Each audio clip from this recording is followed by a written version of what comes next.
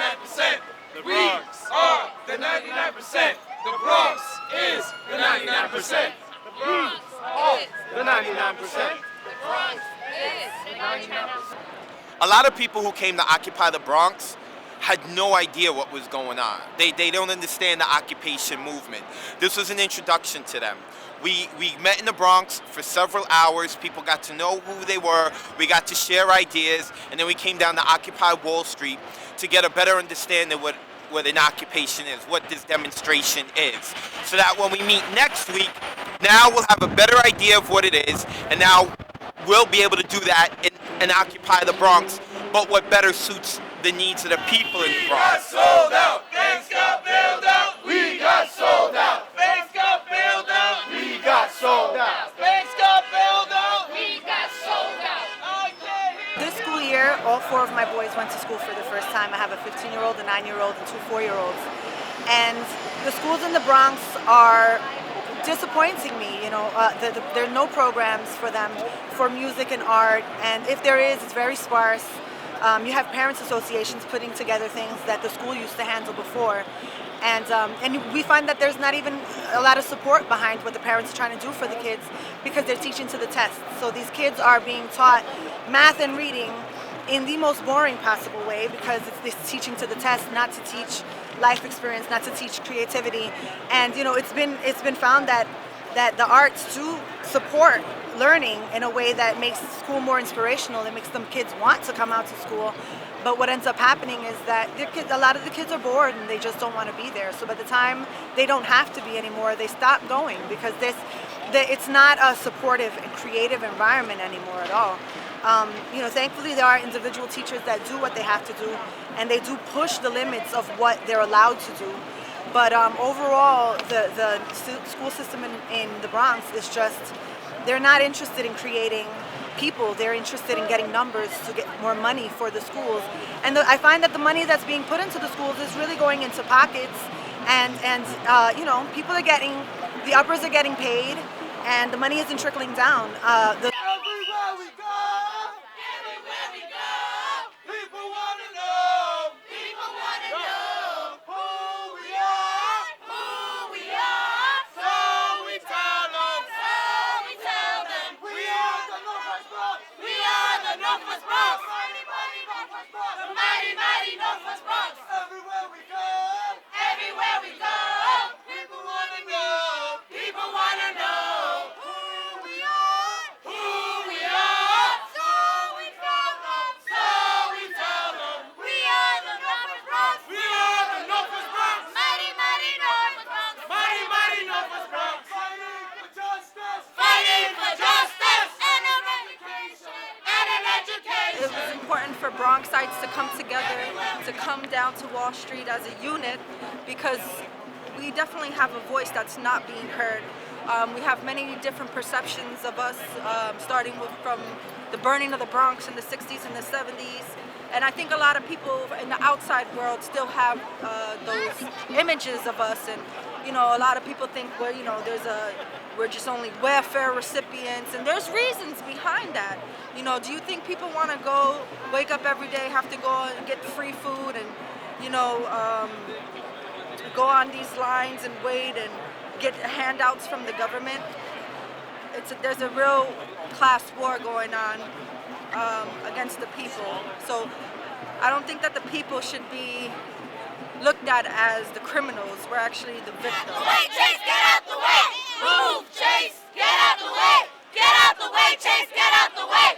Move, Chase, get out the way! Get out the way, Chase, get out the way! Move, Chase!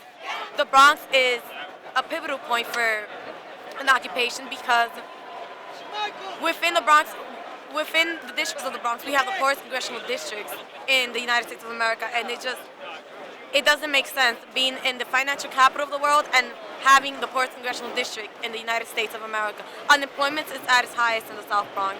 We have housing issues.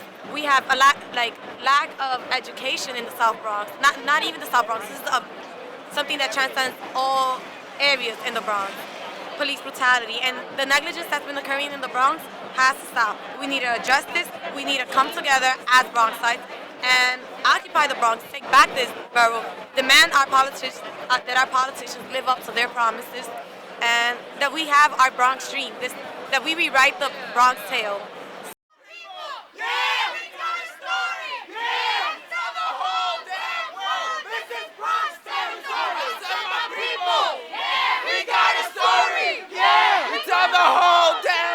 Everything is wrong, it's hard to pinpoint your demands. And I think as we evolve, as this movement continues to evolve, we'll be able to pinpoint these things.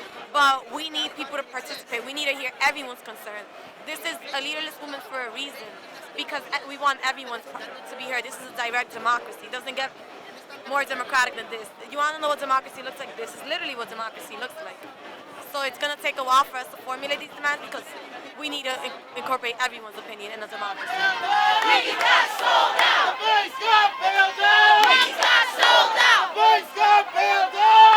They're here because they love their country. Because what separates us from those people that are criticizing us is that those people were satisfied with serving the power of their nation. And we dream of giving our nation her truth. And that's what separates us from them. It's not a we and them business. We want to see our country live up to its full potential. And that's why we're here. The demands are for equality. The demands, as vague as it sounds, to people, these are concrete demands. It's concrete. It's vague to someone, but it's very real to me. It's very concrete to me and to everyone in this plaza. Just right now, but I'm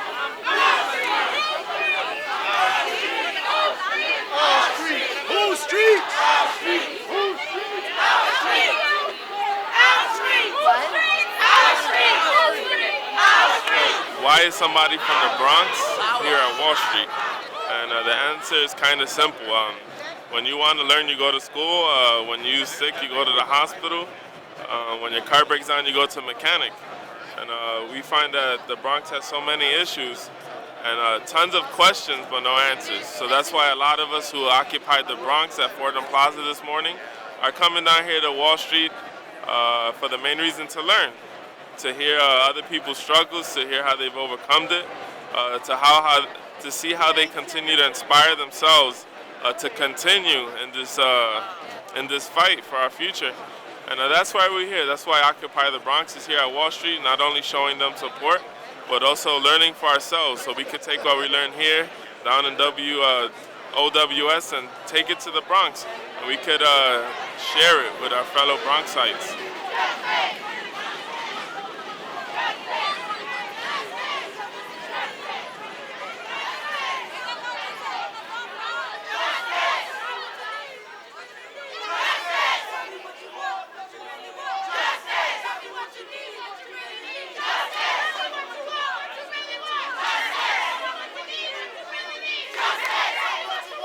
I went to Stevenson High School in the Bronx. In the 70s and in the 80s, they had carpenter programs, they had auto mechanic programs, they had home economic programs. They had so many trades to offer the students. And then through the 80s and early 90s, they continued to take away those programs. And now if you wanted to learn an auto trade or a carpenter trade, now you got to go to school, pay outrageous amounts of money, get stuck in debt, and then there's no work. And that's what happened in the Bronx in many schools. Alfred E. Smith, Dodge, Stevenson High School, they kind of forgot about us. And that's why we had the poorest congressional district in the United States, which is about a 10-minute drive from an $800 million stadium that houses the richest sports franchise in the world, which is the New York Yankees.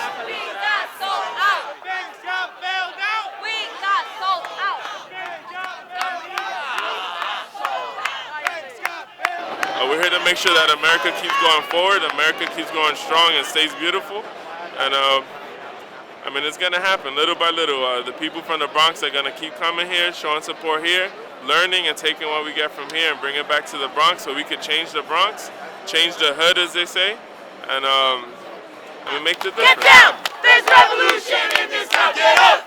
Get down! There's revolution in